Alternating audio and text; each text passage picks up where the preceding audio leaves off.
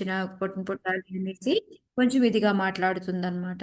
So అందుకని ఇంకా అప్పుడు అతను ఎంతో బాధపడతాడు. ఎందుకు బాధపడతాడంటే ఒక పక్క సునీతి తిట్టినందుకు, మళ్ళీ అపౌరుషంగా మాట్లాడినందుకు, రెండోది వచ్చేసి ఈ తండ్రి ఏమీ మాట్లాడకపోవడం. ఇవన్నీ కూడా మనకి 6 నుంచి 17 శ్లోకాల్లో. సో ఇక్కడి నుంచి మనం లెసన్స్ ఏం నేర్చుకుంటున్నాము అంటే మన పిల్లల ముందు ఎలా బిహేవ్ చేయాలి అనేది తెలుసుకుంటున్నాము. ఒక రాజు అనేవాడు ఎలా ఉండాలి అనేది తెలుసుకున్నాము. ఇవన్నీ కూడా మనం తెలుసుకున్నాం అనమాట. ఆ తర్వాత ఏంటి అంటే అక్కడి నుంచి సునీతి దగ్గరికి వెళ్తాడు ఏడ్చుకుంటూను. వెళ్ళినప్పుడు అక్కడ కూడా ఏంటి అంటే వాళ్ళ అమ్మ వచ్చేసి మీ తల్లి ఏదైతే చెప్పిందో సవతి తల్లి అది కరెక్టే నాయనా, మనకి భగవంతుడే దిక్కు. ఇంకోటి వచ్చేసి ఎవరి మీద శత్రుత్వం పెంచుకోవద్దు నువ్వు. ఇంకా మనం ఏదైనా అనుభవించాము అంటే అది మనం ఇంతకు ముందు ఎవరినో బాధ పెట్టుంటాము, దానివల్లనే మనకి ఆ కర్మ యొక్క ప్రతిఫలమే ఇది ఇలా జరుగుతుంది అనేసి ఆ అబ్బాయిని లాలించి, మళ్ళీ మనకి ఇదే దిక్కు, నువ్వు భగవంతుడి యొక్క ఆశ్రయం తీసుకో, అది కూడా ఇమ్మీడియట్గా ఇప్పటికిప్పుడే శీఘ్రమే నువ్వు భగవంతుడి ఆశ్రయంకి వెళ్ళు, ఆయన 1,00,00,000 మంది తల్లులతో సమానము అని చెప్పేసి చెప్పి పంపిస్తున్నాడు. సో మనం పిల్లల్ని ఏ విధంగా ఓదార్చాలి అనేది మనం ఈ సురుచి నుంచి నేర్చుకున్నాం అనమాట. సో అక్కడి నుంచి ఆయన మనకి 24 నుంచి మళ్ళీ 34 శ్లోకాల వరకు కూడా ఎప్పుడైతే అతను బయలుదేరిపోతాడు, అడవికి బయలుదేరుతూ ఉంటాడు అనమాట. ఎందుకంటే ఆ నాలెడ్జ్ ఉంది, అడవిలో ఉంటాడు భగవంతుడు, అక్కడ ప్రే చేయాలి, తపస్సు చేసుకోవాలి అని. సో అలా బయలుదేరుతూ ఉంటే మధ్యలో నారదుల వారు. సో నారదుల వారు ఎందుకు వచ్చారు అంటే ఎప్పుడైతే మనం భగవంతుడి వైపు మనం వెళ్తున్నామో భగవంతుడు మనకి గురువుని పంపిస్తాడనమాట. సో అదే విధంగా అక్కడ నారదుల వారు వస్తారు. నారదుల వారు టెస్ట్ చేస్తారు. ఏమని టెస్ట్ చేస్తారు? ఏంటి నువ్వు చిన్న పిల్లవాడివి, నీకింత కోపము అది పనికిరాదు, ఇది ఆడుకోవాల్సిన వయసు.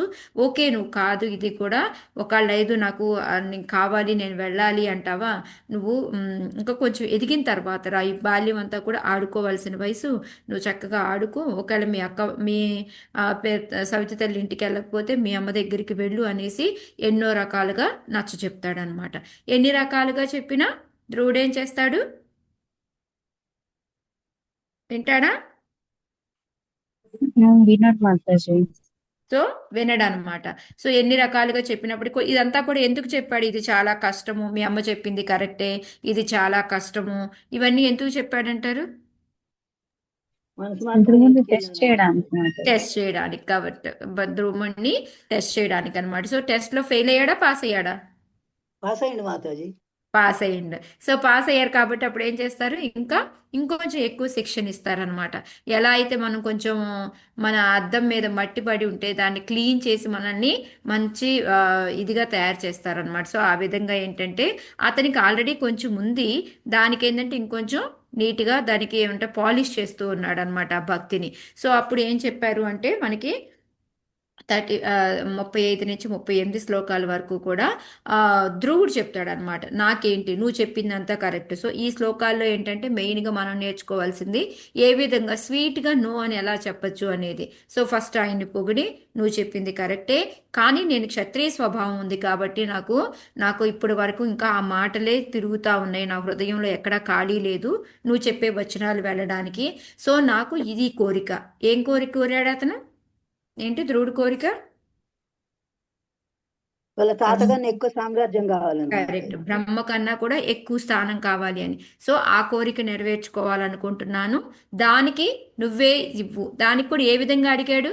సత్య పదములో, అంటే మంచి మార్గంలో, ఎట్లా ఎటుపడితే అటు వెళ్ళి నేను అక్రమంగా సంపాదించుకుంటానని చెప్పి నాకు సత్యమైన మార్గంలో నేను ఇది ఎలా దొరకాలి నాకు, దానికి నువ్వు చెప్పగలిగితే నువ్వు చెప్పు అని చెప్పేసి చెప్తాడనమాట. అప్పుడు ఇంకా చాలా నచ్చుతాడు నారదుల వారికి. సో అక్కడి నుంచి మళ్ళీ 39 నుంచి 62 శ్లోకాల వరకు కూడా ఆయనకి జ్ఞానాన్ని ఇస్తారనమాట. ఒక గురువుగా ఆయన చెప్పడం మొదలు పెడతాడనమాట.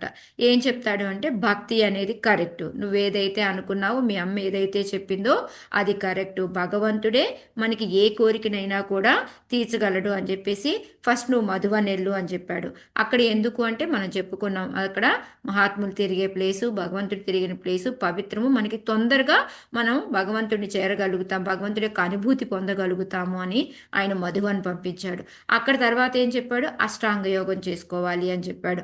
ఆ అష్టాంగ యోగం ఎవరి మీద చేయాలి అంటే భగవంతుడి గురించి 45 శ్లోకం నుంచి 51 వరకు కూడా భగవంతుడు ఏ విధంగా ఉంటాడు అనేది మనకి క్లియర్గా ఎక్స్ప్లెయిన్ చేశారనమాట. ఆ తర్వాత 51 తర్వాత మనకి 52 నుంచి మళ్ళీ మనకి ఇంకా ఏం చేసుకోవాలి. ఓకే, ఫస్ట్ అష్టాంగ యోగం చేసుకో, మధువనం వెళ్ళమన్నాడు, తర్వాత స్నానం చేయమన్నాడు, తర్వాత అష్టాంగ యోగం చేసుకోవాలి, భగవంతుడు ఎలా ఉన్నాడో చెప్పాడు. ఆ తర్వాత ఇంకా ఏం చెప్తున్నాడు అంటే, ఒక నేను మంత్రం ఇస్తాను నీకు అని చెప్తున్నాడు. సో ఆ మంత్రాన్ని నువ్వు చక్కగా జపించుకో అని చెప్పాడు. ఏ మంత్రం? ఆ మంత్రం చదివితే ఏమని చెప్పారు? 7 వారం రోజులు వరుసగా ఆ మంత్రాన్ని జపిస్తే ఏమవుతుంది? హరే కృష్ణ. ఏకాగ్రత వస్తుంది మాతాజీ. ఏకాగ్రత వస్తుందా? ఇంకా మాతాజీ చెప్పారు మీకు ఆ రోజు, ఫ్రైడే రోజు. మర్చిపోయారా? చెప్పారు కదా మాతాజీ, మీరు కవర్ చేశారు కదా శ్లోకాన్ని. హరే కృష్ణ మాతాజీ. చెప్పండి మాతాజీ. భౌతిక కల్మషం నుండి విడిపడతాడు, అది భగవద్ ఎప్పుడు ధ్యానం నుండి మాతాజీ? చెప్పండి వైదొలగడు అని చెప్పాడు. లేదు మాతాజీ. ఈ మంత్రంను 7 రాత్రులు జపించిన వాడు ఆకాశంను విహరించు సిద్ధ పురుషులను గాంచగలడు. అంటే మంత్రం యొక్క మహిమ ఎంత గొప్పది అనేది చెప్పాను మనకి చెప్పాను చెప్పారు కదా మంత్రమే మాతాజీ. చెప్పలేదు, మంత్రమే చెప్పలేదు నీ నుండి రావాలని. ఇది చెప్పాను. మంత్రం ఇక్కడ కూడా చెప్పలేదు మాతాజీ, ఈ శ్లోకాలో కూడా. అవును, అదే చెప్పలేదు నేను అంటున్నా. అవును. ఈ శ్లోకం కవర్ చేయలేదా మాతాజీ ఆ రోజు? చేశా ఓకే. చేశా. ఇప్పుడు ఏదైతే నేను మంత్రం ఇవ్వబోతున్నానో ఆ మంత్రం ఏంటి అంటే, 7 రాత్రులు ఎవరైతే జపిస్తారో వాళ్ళు ఆకాశాన్ని విహరించే సిద్ధ పురుషుల్ని కాంచగలరు. అంటే ఎంత పుణ్యం వస్తుంది అనేది మనకి ఎప్పుడు చెప్పండి? మనం చనిపోయిన తర్వాత స్వర్గలోకాలు వెళ్ళే అప్పుడే కదా వీళ్ళని కలవగలుగుతాము.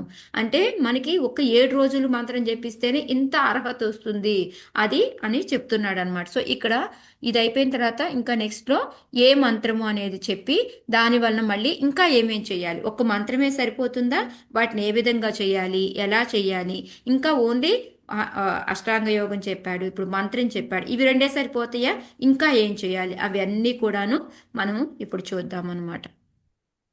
ఓం నమో భగవతే వాసుదేవాయ మంత్రేణానేన దేవస్య. ఓకే. మంత్రేణానేన దేవస్య కుర్యాత్ ద్రవ్యమయీం బుధః సపర్యాం ద్రవ్యైః. అక్కడ స్టాప్ చేయండి మాతాజీకి.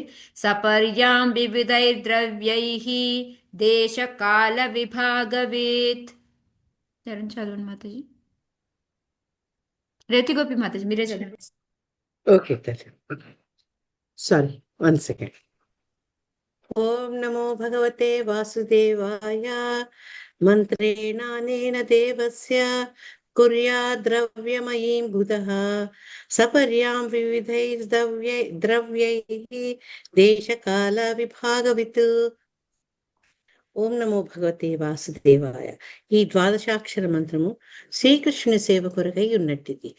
మనుజుడు భగవన్మూర్తిని స్థాపన చేసి మంత్రజపం కావించుచు ప్రామాణికులు నిర్దేశించిన విధి నియమానుసారము ఫల పుష్పములను ఇతర ఆహార పదార్థములను అర్పించవలెను. కానీ దానిని దేశకాలమును మరియు సంబంధిత సౌకర్యములు అసౌకర్యములు గమనించి వనరించవలెను.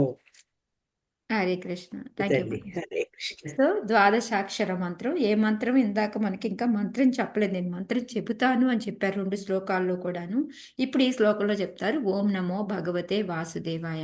సో ఆ రోజు మాతాజీ చెప్పారు మనకి ఎన్నో అక్షరాల మంత్రాలు, పంచాక్షరి మంత్రము, అష్టాక్షరి మంత్రము, ద్వాదశాక్షరి మంత్రము, మళ్ళీ 16 ఏమంటాము, షోడశాక్షరి మంత్రం మాతాజీ. షోడశాక్షర మంత్రము.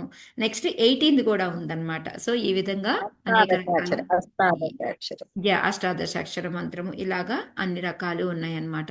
సో వాటిలో ఇప్పుడు ఎవరికైనా పంచాక్షరి మంత్రం ఏంటిది? ఓం నమ శివాయ. ఓం నమ శివాయ. కరెక్ట్. 8 అక్షరాలది ఓం నమో నారాయణ. ఓం నమో నారాయణ. నారాయణ. 12 ఇప్పుడు ఆల్రెడీ మనకు తెలిసింది, ఓం నమో భగవతే వాసుదేవాయ.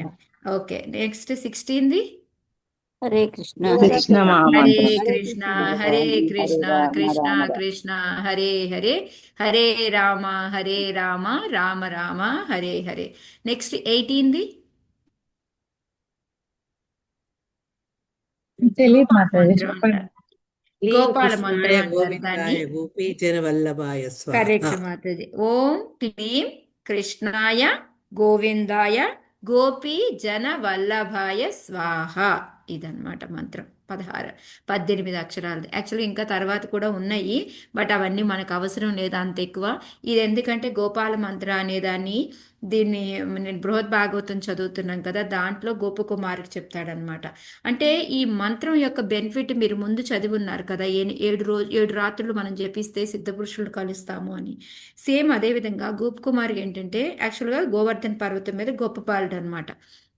అయితే అంటే ఇక్కడ మన పైన కాదు, కింద. సో ఎప్పుడైతే ఆయనకి ఏంటంటే అక్కడ కూర్చొని ఏదో ఆలోచిస్తూ ఉంటాడు, కానీ అక్కడ ఒక స్వామీజీ ఉంటాడు. ఆయన ఏంటంటే ఎప్పుడు ఏదో ఒక లీనమైపోయి ఉంటాడు అనమాట. ఆయన్ని చూస్తూ ఉంటే ఈయనకి చాలా ఆనందం వేస్తూ ఉంటుంది. సో ఒకరోజు ఇతను ఆలోచిస్తూ ఉన్నప్పుడు ఆ స్వామీజీ దగ్గరికి వెళ్తాడు కదా, ఆయన సడన్గా లేస్తాడు. లేచి నీకు ఒక మంత్రాన్ని ఇస్తాను నేను అని చెప్పి గోపాల మంత్రాన్ని ఇస్తాడు. ఇచ్చి ఆ మంత్రం చదువుతుంటేనే భావోద్వేగంలో ఉండి ఆయన మాయమై వెళ్ళిపోతాడు ఆ స్వామీజీ. సో ఇప్పుడు ఈ గోపకుమారికి ఈ మంత్రం చెప్పాడంతే, ఇది నువ్వు పఠించుకో అన్నాడు. ఎలా చెయ్యాలి, ఏ విధంగా చెయ్యాలి, ఏంటి ఏమీ తెలియదు అనమాట. కాకపోతే ఎందుకు ఆయన చెప్పాడు కాబట్టి నేను కూడా చేస్తాను అనేసి ఆయన చేస్తూ చేస్తూ చేస్తూ ఉంటే ఎట్లా అంటే ఆయన ఏ ప్లేస్కి వెళ్తే ఆ ప్లేస్కి ఆయన రాజు అయిపోవడం, అక్కడి నుంచి నాకు ఇది నచ్చలేదు అనేసి ఆ విధంగా అన్ని లోకాలు అన్నమాట, మొత్తం కింద స్వర్గలోకాల నుంచి మొదలుకొని ఫస్ట్ ఒక రాజ్యంకి వెళ్తాడు. ఆ రాజ్యంలో రాజుకి నేను ఇంక ఈ రాజ్యాన్ని పరిపాలించలేను, నువ్వే ఉండు అని చెప్పేసి అక్కడ ఉంటాడు అనమాట. మళ్ళీ అక్కడి నుంచి రాజు అయిపోతాడు. చిచ్చి ఇదేంటి ఇక్కడ ఉంటే నేను ఇలాగే ఇరుక్కుపోయాను, నేను ఈ ఆ మంత్ర మహిమ వల్ల ఏంటంటే అంత రాజు అయినప్పటికీ కూడా అక్కడ భక్తి జరుగుతున్నప్పటికీ కూడా ఆయనకి విరక్తి అనిపిస్తూ ఉంటుందన్నమాట.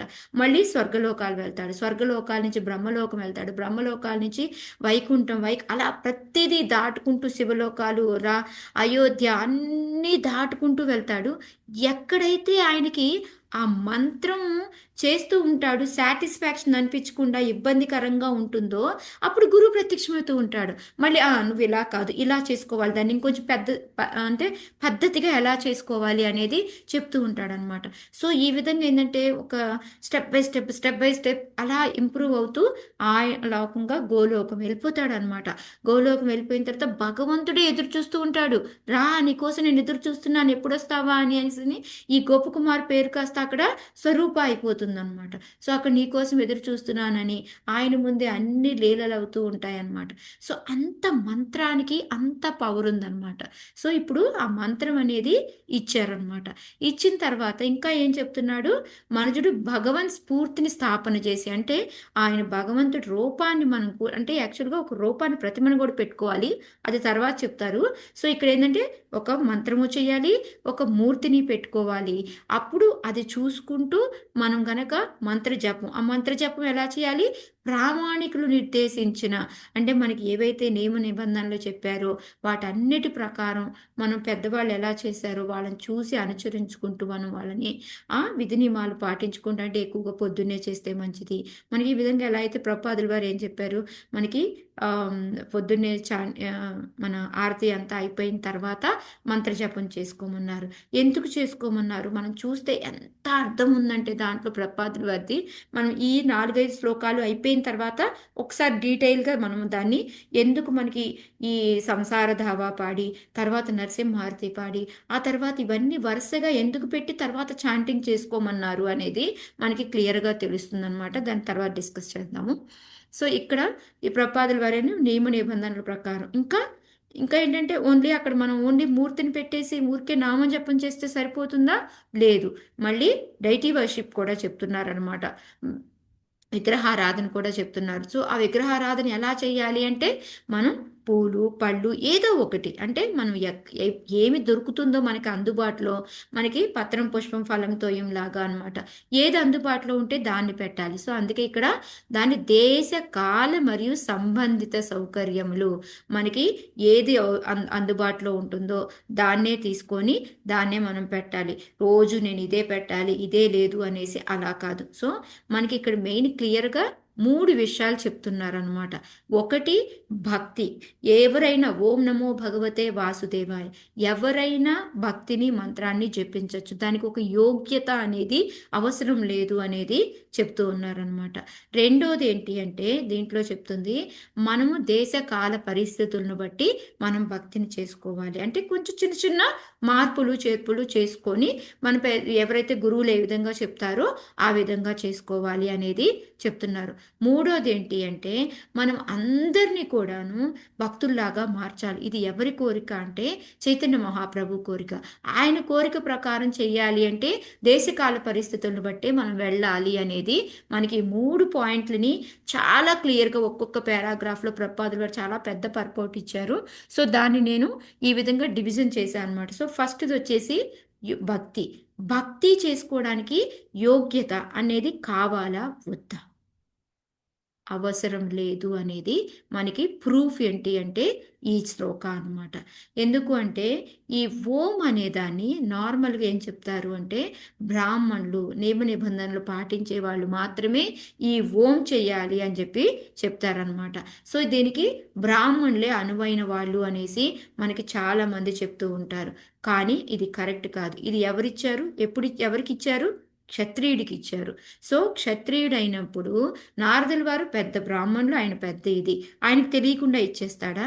సో మనం ఎప్పుడైతే ఈ భక్తి చేసుకోవడానికి మొదలు పెడతామో అప్పుడు మనం ఈ ఓం అనే పదాన్ని వాడచ్చు. సో ఈ భక్తి కానీ మంత్రం చేయడానికి కానీ ఓన్లీ బ్రాహ్మణులకే అర్హత ఉంది, మిగతా వాళ్ళకి లేదు, ఇదన్నీ కూడాను తప్పు అనేది మనకి ఈ భక్తికి యోగ్యత అవసరం లేదు అని. సో ఇంకోటి మన ప్రభుపాదుల వారి ద్వారా కూడా చూస్తే ప్రభుపాదుల వారు ఏంటంటే ఇది ఎక్కడ అంటే టెంపుల్ పేరేంటి మర్చిపోయినా, గిరిరాజ్ మహారాజ్ రాస్తారనమాట ఆయన యొక్క అనుభవాలను రాసేటప్పుడు అందులో బూస్టన్లో అనమాట.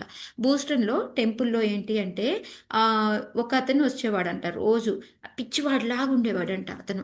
అతను వచ్చేసి ఈ కరెక్ట్గా ఏంటంటే ఈ గుమ్మం ఉంటుంది కదా, ఆ గుమ్మం దగ్గరే కూర్చుంటాడంట దేవుడి ముందు. కొంచెం ఆ గుమ్మం దగ్గరే కూర్చొని ఎట్లా చూడడానికి పిచ్చివాడిలాగా అలా ఉంటాడు, అలా దేవుణ్ణి చూస్తూ ఉంటాడంట, అక్కడే నిద్రపోతాడంట. సో ఎవరు వచ్చినా దర్శనం ఫస్ట్ భగవంతుడి కన్నా ఈయన దర్శనం అయ్యేదంట. సో ఇతన్ని ఎవరితను అని అనుకుంటూ ఉంటే అతని పేరు ఏంటి అంటే ఈ పీటర్ అనమాట. సో ఇంకా అతన్ని ఏంటంటే వీళ్ళు భరించలేకపోతూ ఉన్నారు, ఎందుకంటే నీట్గా లేడు, పిచ్చి పిచ్చిగా ఉన్నాడు, ఎప్పుడు అన్నిటికీ అడ్డంగా ఉంటున్నాడు, ఏం చేయాలో అర్థం కావట్లేదు. సో ప్రభుపాదుల వారికి లెటర్ రాస్తారంట, గిరిరాజ్ మహారాజ్ వీళ్ళంతా కూడా రాస్తారంట. రాస్తే మీకు ఆ మాత్రం ఓర్చుకునే శక్తి లేదా, అతను భగవంతుని చూడడానికే కదా వస్తున్నాడు, మీరు ఓపిక పట్టండి, మీకు ఆ మాత్రం టాలరెన్స్ లేదా అనేసి అంటే సరే అనేసి ఇంకూరుకొని ఇతను ఏంటంటే పిచ్చి పేటరు అంటాం మొదలు పెట్టారనమాట. సో అలా అనుకుంటూ ఉన్నారు. కొన్ని రోజులు అయిన తర్వాత అతను రావడం మానేశాడు. గిరిరాజ్ మహారాజు కూడా ఎక్కడికో వెళ్ళిపోయారనమాట, వేరే ఊరికి అట్లాగా. సో ఇతను ఏంటి ఇక్కడ బూస్టన్ నుంచి న్యూయార్క్ షిఫ్ట్ అయిపోయాడు అనమాట. న్యూయార్క్ షిఫ్ట్ అయిపోయి ఇంకా అక్కడ ఒక భక్తుడిగా మారిపోయాడు చక్కగాను, అంతా అయిపోయిందనమాట. సో అలా 20 సంవత్సరాలు జరిగిన తర్వాత ఒక రోజు ఏంటంటే గిరిరాజ్ మహారాజ్ అక్కడికి వస్తారంట ఆ టెంపుల్కి. ఆ టెంపుల్కి వచ్చినప్పుడు అప్పటికి కూడా మధ్య మధ్యలో ఈ బూస్టన్ దగ్గర అడుగుతూ ఉండేవారంట, ఈ పీటర్ ఎక్కడికి వెళ్ళిపోయాడు, రావట్లేదంటే ఏమో ఇది రావట్లేదు, న్యూయార్క్ వెళ్ళిపోయాడు, అక్కడేదో ఉంటున్నాడంట, అది ఇది అని చెప్తా ఉండేవాళ్ళంట. సో ఈ తర్వాత 20 ఏళ్ల తర్వాత ఒకసారి ఆ టెంపుల్కి వెళ్ళి ఆరతి ఇస్తున్నప్పుడు చూస్తే ఈ పీటర్ లాగా కనిపించారంట ఒక అతను. ఏంటి ఇతను పీటర్ లాగే ఉన్నాడే అని చెప్పేసి ఆ పక్కన అతన్ని పిలిచేసి ఇతనే కదా పిచ్చి పీటరు అనేసి అడిగారంట. అడిగితే లేదు మహారాజ్ ఈయన పేరు వచ్చేసి అప్పుడు ప్రభుయే కదా ప్రభు, ఇతను అతని పేరు అదే కదా మాతాజీ, కుషాగ్రిద్ ప్రభు అని అంటే ఈ పేరు చాలా ఫేమస్ అయింది అంటే అవును ఇతను చాలా మంచి స్కాలరు అది ఇది అని చెప్తారంట. సో అంటే అతను చూడ్డానికి ఎంత పిచ్చివారిలాగా ఉన్న అతను మనకి ఈ ప్రభుపాదం ఏవైతే లెక్చర్స్ ఇవన్నీ ఉన్నాయో వాటన్నిటిని ట్రాన్స్లేట్ చేయడానికి హెల్ప్ చేసేది ఈ బుక్స్ అన్నిటికీ కూడా ఎవరు అంటే ఈ పీటర్ అనే అతనే కుషాగ్రి ప్రభు కింద మారిన అతను అనమాట. సో మనము ఈ భక్తి చేసుకోవడానికి చూడండి, అప్పుడు ప్రభుపాదుల వారు మీరు ఉపేక్షించండి అని చెప్పడం, మళ్ళీ అతను న్యూయార్క్ రావడం, ప్రభుపాదుల వారిని కలవడం, అతను ఈ విధంగా మారడం, ఇదంతా కూడా సో ఇక్కడ ఇది వీళ్ళకే సంబంధించింది అని చెప్పడానికి లేకుండా ఉండే ఎగ్జాంపుల్ అన్నమాట. సో మనకి ఇంకా చాలా శ్లోకాస్ కూడా ఉన్నాయి. అహోబత స్వపిచోయో గరియాన్ అని. సో మంత్రం చదివినందువలన శూద్రులు కానీ కుక్క మాంసం తినేవాళ్ళు కానీ అందరూ కూడా మారిపోయి వైష్ణవులుగా అవుతారు అని చెప్పడానికి మనకి ప్రపాదుల వారు చూపించిన చాలా ఎగ్జాంపుల్స్, హిప్పీస్ని కానీ వీళ్ళందరినీ కానీ మనం చూసాం. సో భక్తి అనే దానికి అంత అంత మహత్యం ఉందన్నమాట. సో అది మనము తెలుసుకోవాలి. సో ఎప్పుడైతే మనము ఆ భక్తి మంత్రం అనేది మనం చేయడం మొదలు పెడతామో అప్పుడు ఏంటంటే మనలో ఎంత అయోగ్యత ఉన్నా కూడా ఆ అయోగ్యతని తీసేసి మనల్ని ఆ దేవుడి వైపు ఆకర్షిస్తూ ఉంటుంది అనమాట మనల్ని. సో అందుకని ఏంటంటే మనం సిన్సియర్గా మనం ప్రే చేసుకోవడం, మంత్రం జపించుకోవడం, గురువు గారు ఏం చెప్పారో దాన్ని చేయడం అనేది చెయ్యాలి అని చెప్పేసి చెప్తున్నారు అనమాట. ఇది ఫస్ట్ పారాగ్రాఫ్ అన్నమాట మనకి. సో దీనికి ఎగ్జాంపుల్స్ నేను చెప్పాను. సో రెండోది ఏంటి అంటే అది మనకి ప్రభుపాదుల వారు ఇందులో కూడా చెప్పారు, భగవద్గీతలో కూడా ఉంది. మనం ఎప్పుడైతే అత్యున్నత స్థానానికి వెళ్తాము అనేసి భగవద్గీతలో కూడా మనకు చెప్తారనమాట. నెక్స్ట్ వచ్చేసి రెండో దాంట్లో ఏంటి అంటే మనకి ఈ మంత్ర దీక్ష అనేది చాలా ఇంపార్టెంట్ అని చెప్తున్నారు అనమాట. ఎప్పుడైతే మనకి గురువు గారు మన చెవిలో మనకి అంటే ఫస్ట్ ఇనిషియేషన్ వాళ్ళకి జస్ట్ మనకి దీక్ష ఇచ్చినప్పుడు హరే కృష్ణ మహామంత్రం జపమాల ఇస్తారు. బట్ ఎవరైతే బ్రాహ్మణ దీక్షలోకి వెళ్తారో వాళ్ళకేంటి అంటే కుడి చెవిలో మంత్రం చెప్తారనమాట. అది ఆ గాయత్రి మంత్రాన్ని చెప్తారనమాట. సో దాన్ని మనం ఎంత అంటే అది ఎట్లాగా అంటే వాళ్ళు చెప్పిన దానికి ఇక్కడ ప్రపాదులు వారు ఎగ్జాంపుల్ చెప్పారంటే ఎలా అయితే ఒక ఇనప ముక్కని మనం అగ్నిలో పెట్టామనుకోండి, ఎర్రగా కాల్చామనుకోండి, దాని లక్షణాలు ఏమవుతాయి? ఇనుప ముక్కలాగా ఉంటుందా, అప్పుడు అగ్నిలాగా పనిచేస్తుందా? అది అగ్నిలాగే పనిచేస్తుంది. అగ్నిలాగే పనిచేస్తుంది. సేమ్ అలాగే మనం ఎప్పుడైతే ఒక గురువు దగ్గరికి వెళ్ళి ఆయన ద్వారా మనం దీక్ష తీసుకుంటామో మనకి కూడా ఏంటి అంటే వాళ్ళ యొక్క లక్షణాలు మనలో మొదలవుతూ ఉంటాయి. మన ఈ భౌతికత్వం మీద మనకి ఇంట్రెస్ట్ పోయి మనం కూడా భక్తుల్లాగా మనం చేయడం మొదలు పెడతాం అనమాట. సో ఇంకోటి ప్రపాదుల వారు ఇక్కడ ఏం చెప్తున్నారు అంటే మనకి ఆ భగవంతుడి యొక్క ఇక్కడ మూర్తిని పెట్టుకోమని అని చెప్పారు కదా. సో మనకి ఒక 8 రకాలు ఉన్నాయి అని మనకు తెలుసు. సో ఏమేంటి అవి? మన భగవంతుడి యొక్క రూపాన్ని 8 రకాలుగా చూసుకోవచ్చు మనం. ఏంటి అవి? కర్రతో కానీ రాయితో కరెక్ట్. ఇంకా మట్టితో గాని లోహంతో గాని చెక్కతో గాని చేసిన విగ్రహాలు పెట్టుకుంటాం. మానసికంగా కూడా మొత్తం మన 8 రూపాన్ని మాత్రమే ఊహించుకోవచ్చు. మానసికంగా, లేకపోతే జ్యువెలరీతో తయారు చేసింది కానీ, చిత్రపటం కానీ, లేకపోతే మనకి లోహాలతో తయారు చేసింది కానీ. సో ఈ విధంగా 8 రకాలుగా మనము ఉంటుందన్నమాట. సో ఈ 8 రకాల్లో దేనికైనా మనం మూర్తిని చేసుకొని మనం ఈ మంత్రం చేసుకోవచ్చు అనేది ఇది ప్రామాణికం అని చెప్పేసి ప్రపాదులు వారు చెప్తూ ఉన్నారనమాట. సో మెయిన్గా మనకి ఈ సెకండ్ పారాగ్రాఫ్లో ఏంటి అంటే కంపల్సరీ మనము గురువు ద్వారానే మనం ఈ మంత్రం అనేది తీసుకోవాలి. ఆ గురువు కూడా గురు పరంపరలో ఉండాలి అనేది మనకి చెప్తున్నారు ప్రపాదుల వారు. ఈ మనకి ఈ జూహు టెంపుల్కి వచ్చారనమాట. ఒకసారి వచ్చి అక్కడ లెక్చర్ ఇస్తూ ఉన్నారనమాట. అంటే జూహు టెంపుల్ ఏం ఏర్పడలేదు అప్పటికి, అంటే అటు బాంబే వైపు వచ్చినప్పుడు అనమాట. అక్కడ ఇస్తూ ఉంటే అందరూ నిద్రలు పోతూ ఉన్నారంట.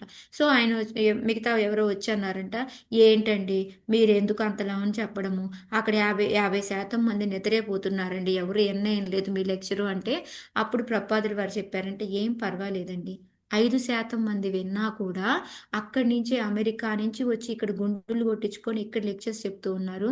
సో ఆ 5% విన్నా పర్వాలేదు, కానీ నేను చెప్పడం అంటే అది మనం వింటున్నారా వింటలేదా అని కాదు, మనం ఏంటంటే ప్రాపర్గా మన గురు పరంపరలో ఉండి మనం వాళ్ళకి చెప్పాలి అనేది కూడా ఒకటి మనకి దాని ద్వారా తెలుస్తుంది అనమాట. సో రెండో పారాగ్రాఫ్ అయిపోయినాక మూడో పారాగ్రాఫ్లో ఈ మంత్ర జపం గురించి దీని గురించి చెప్తున్నారనమాట. ఇంకా ఈ విగ్రహారాధన కూడా కొంత పాయింట్స్ ఇక్కడ మనకి చెప్తూ ఉన్నారు. ఇంకా ఏంటంటే ప్రపాదుల వారు ఫస్ట్లో ఈ దేశకాల పరిస్థితులను బట్టి మనం కొంచెం మార్పు చేసుకోవచ్చు అనే దానికి ఇక్కడ మూడో పారాగ్రాఫ్ అనమాట. సో దానికి సంబంధించి ఏంటంటే ఒక ఎగ్జాంపుల్ మనందరికీ తెలుసు. ప్రపాదుల వారు ఎక్కడ అతిపెద్ద జగన్నాథ్ ఉంది, ఎక్కడ ఫస్ట్ బిల్ చేసింది?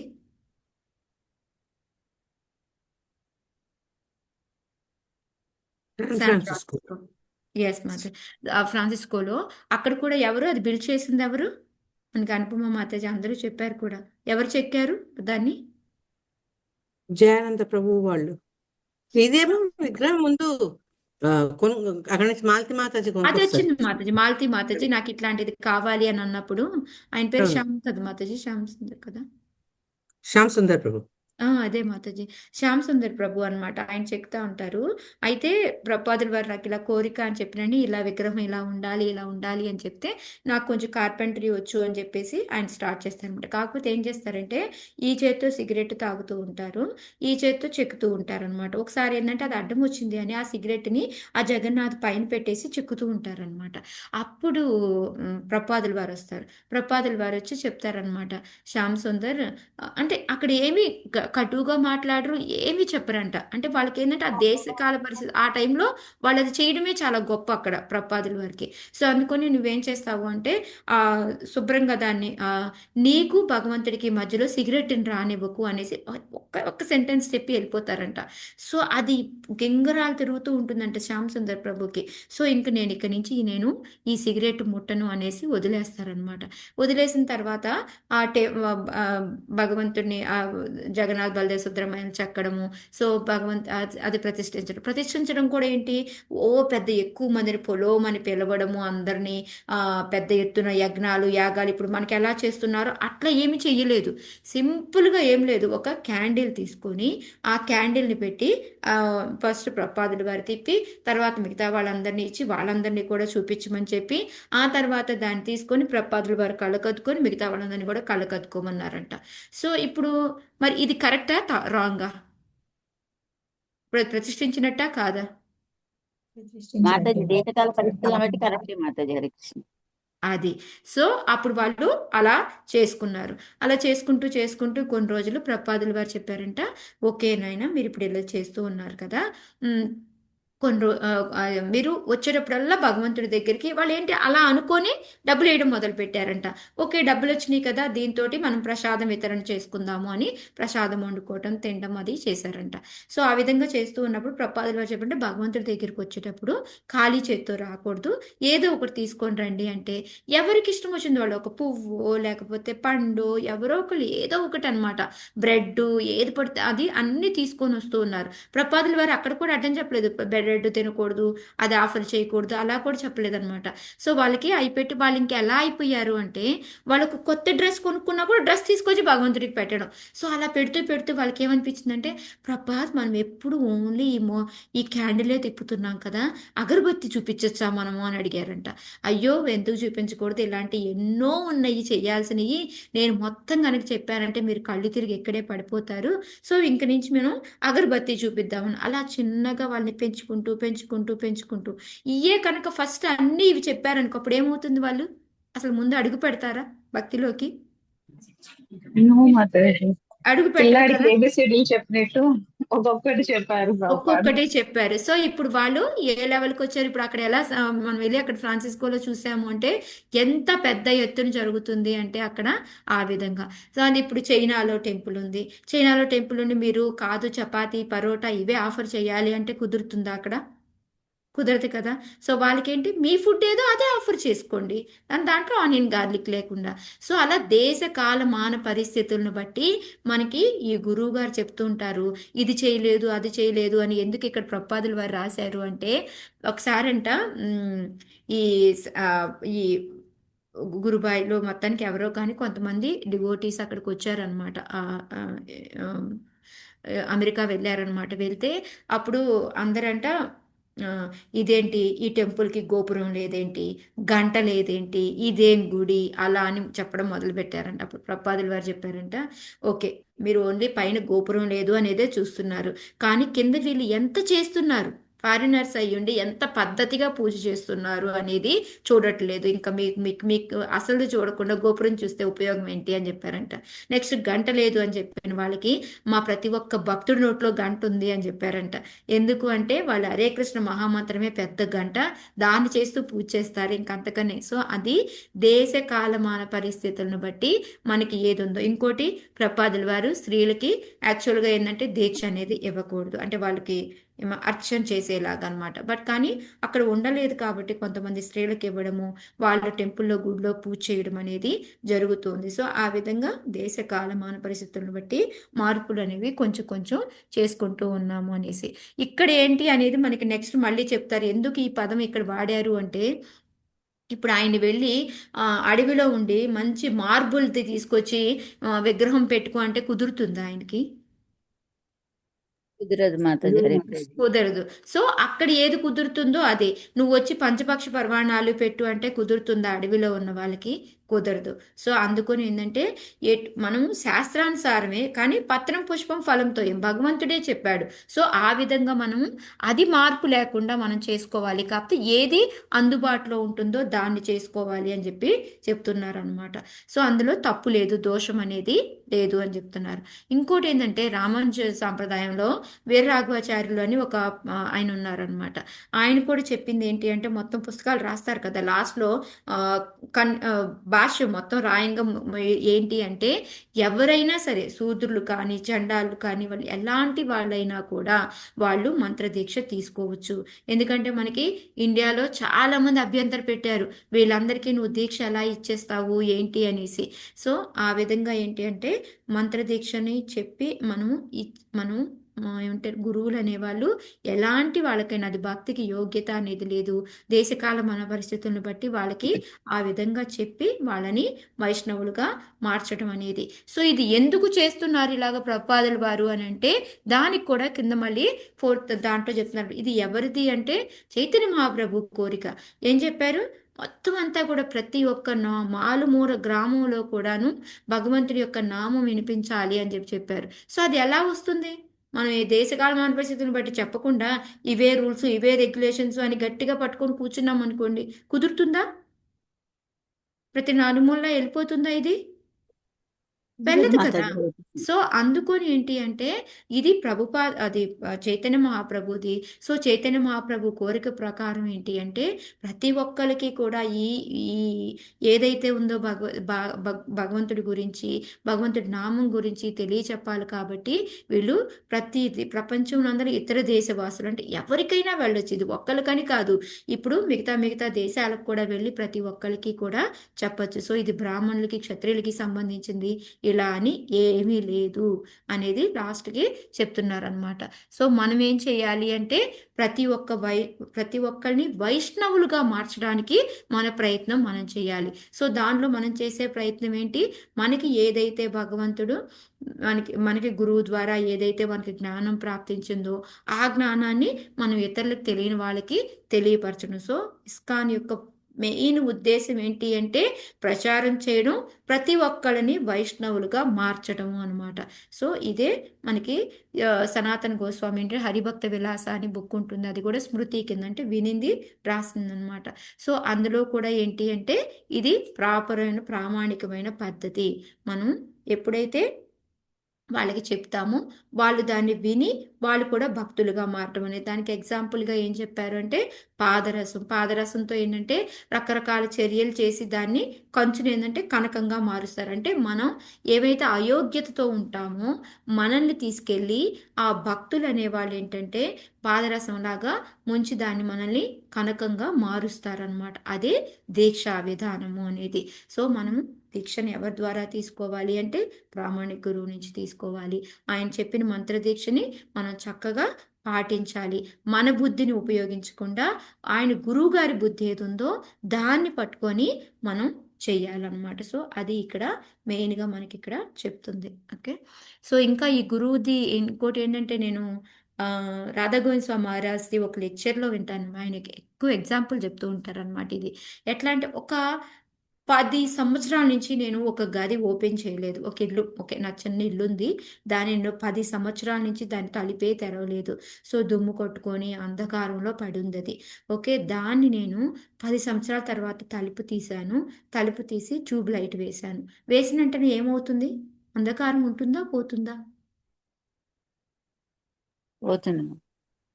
పోతుంది. ఎంత 10 సంవత్సరాల నుంచి పేరుకుపోయిన అంధకారమైనా సరే, ఒక్కసారి నేను లైట్ వేసిన వెంటనే ఆ అంధకారం అంతా ఎలా పోతుందో, అదే విధంగా మనం గురువుగారి దగ్గరికి వెళ్ళి ఆయనతో ఎప్పుడైతే సంప్రదిస్తామో, అప్పుడు మనలో ఉన్న అయోగ్యతలన్నీ కూడాను ఎంత అంధకారమైనా సరే మొత్తం తొలగిపోతుంది. సో మనం చేయాల్సిందేంటి?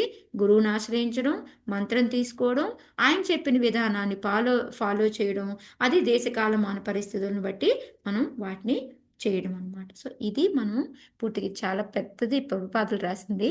సో నేను కొన్ని ఎగ్జాంపుల్స్ చెప్తే ఇంకా బాగుంటుంది అనేసి నేను మీకు చెప్పాను. ఓకే, హరే కృష్ణ. సో ఏన కాన ప్రకారేణ మెయిన్ ఏంటంటే అది మెయిన్. మనం హరే ఏదో ఒక కృష్ణ. ప్రశ్న మాతాజీ.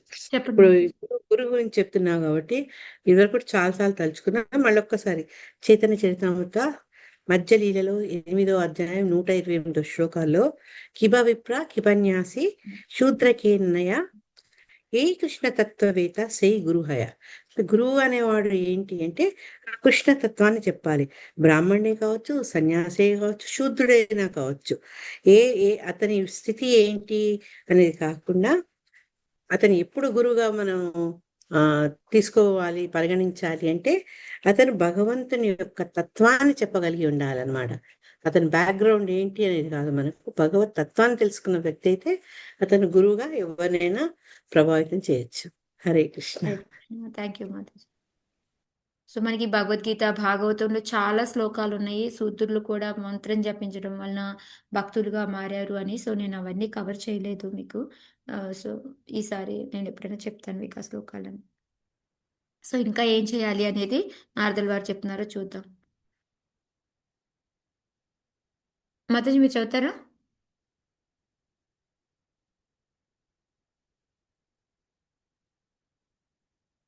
సరే, నా చప్పుడు కావద్దని. ఓకే.